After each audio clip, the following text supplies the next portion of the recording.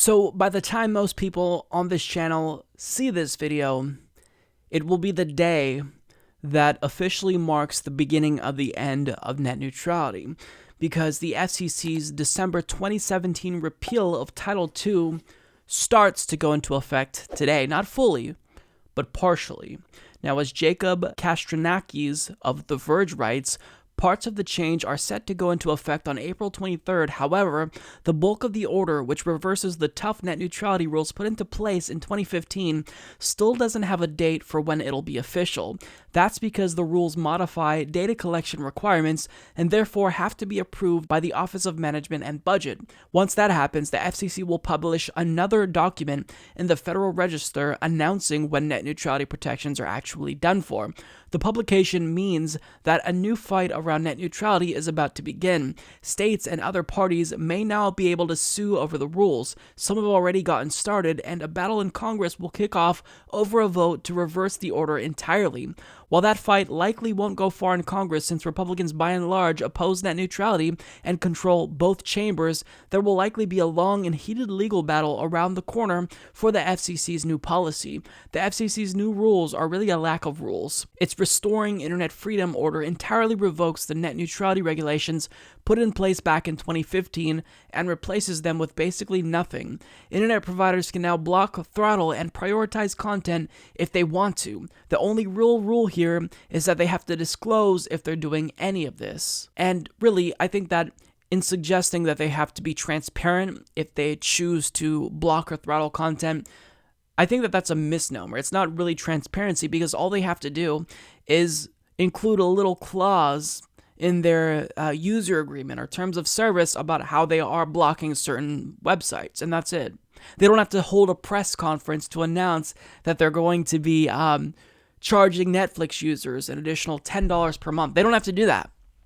So this is absolutely terrifying. We are now officially entering an era of no net neutrality, and certainly the entire repeal order is going to be rolled out gradually. But what we're going to see now, I think, is we're going to see states ramp up their effort to pass net neutrality legislation. And what I find really inspirational is that more than half of the states in this country are currently weighing net neutrality bills in their state legislatures. And I think that that's great. They're taking action. Now, does that imply that every single one of those states who are considering it will pass it? It does not.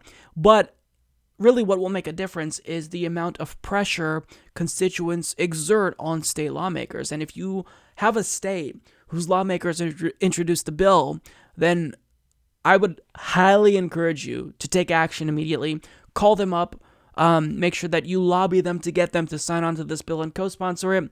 It's really important. And look, even once the entire repeal order that the FCC's Republican majority passed on December 14th, even once the whole thing goes into effect, I don't think we're going to see internet service providers immediately roll out new plans and brazenly do paid prioritization and blocking. I mean, certainly there's going to be some exceptions and they're not going to be upfront about it, but I don't think we're going to see that all at once. I think that we're going to see this gradual implementation of blocking and throttling. It's kind of like zero rating. So really, when you see these data carriers like Verizon say that their own video streaming service is exempt from data caps, whereas if you use Netflix, that's going to go against your data.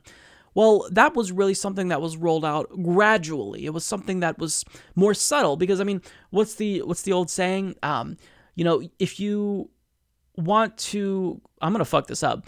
If you throw a frog in a pot with boiling hot water, it's gonna jump out. But if you put that frog in the pot and you gradually turn up the heat, he's going to be less likely to notice it.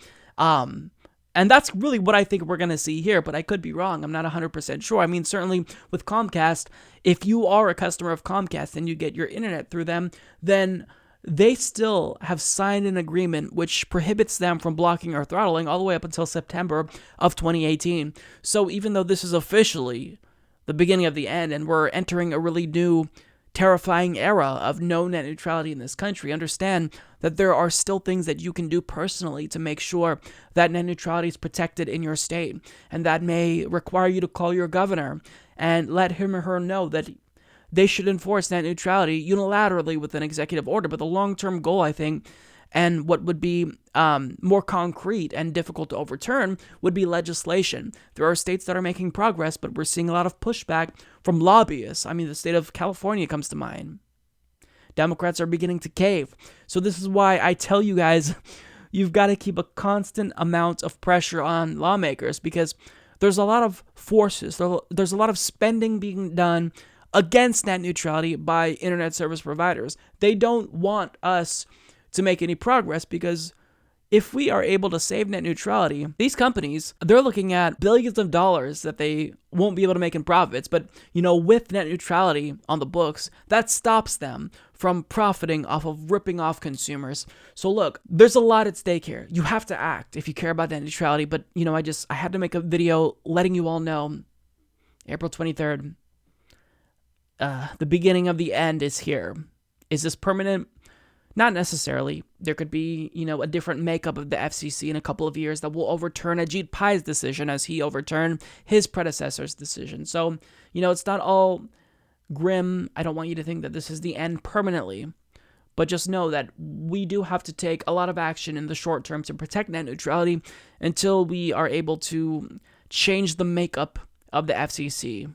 So, there you have it. You've got to continue this fight. It's tiring. It's exhausting, and there are other issues. But if you care about this, then I really think you should rally around it. And I would encourage you to try to influence your friends and family to start speaking out and sharing articles about net neutrality as well. Because if you care about other issues, then net neutrality is what really allows us freedom on the internet to promote other ideas that you don't hear in the mainstream media. So you've got to fight for it. I mean, that's the bottom line. Support this podcast by becoming a patron at patreon.com/Humanist Report.